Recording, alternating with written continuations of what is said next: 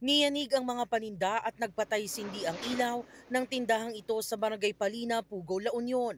Alas 10:30 ng umaga, tumama ang magnitude 4.4 na lindol. Agad na napatakbo ang batang yan sa kanyang nanay. Nabalot din ng takot ang ilang residente sa Barangay Poblacion West dahil sa pagyanig. Naramdaman din ang pagyanig sa isang shopping center sa bayan ng Agoo. Napakaripas ng takbo ang mga tao roon. Ongoing po yung mga pag-inspect din ng mga DRMOs natin dito sa La Union kung may mga damages po.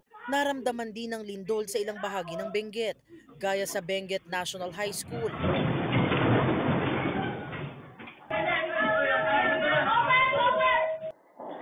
Sa Dominican Hill Mirador, Baguio City, nakuhanan ng pagbagsak ng ilang gamit sa loob ng isang bahay.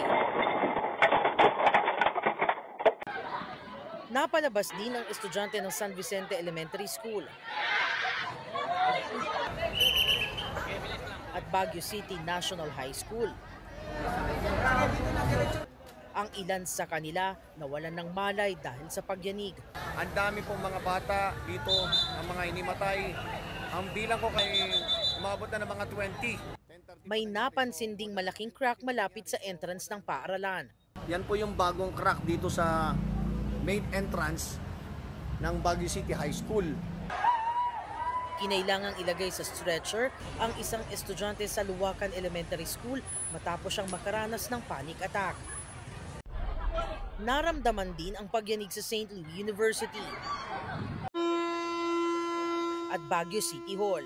Maging kalmado at sundin po natin ang ating drill, yung duck, cover and hold. Nag-ikot na rin ang mga otoridad sa lungsod para mag-inspeksyon. Ayon sa PHIVOX, hanggang intensity 4 o moderately strong ang naranasan sa ilang bahagi ng La Union at sa Baguio City. 23 kilometers ang lalim ng pinagmulan ng pagyanig. Ito pong lindol na nangyari sa may La Union, ito po ay tectonic yung origin. Inland po ito na nasa may La Union, meron po tayong active fault na gumalaw, nag-generate po dyan. Paalala ng PHIVOX, dapat laging alerto at handa ang publiko.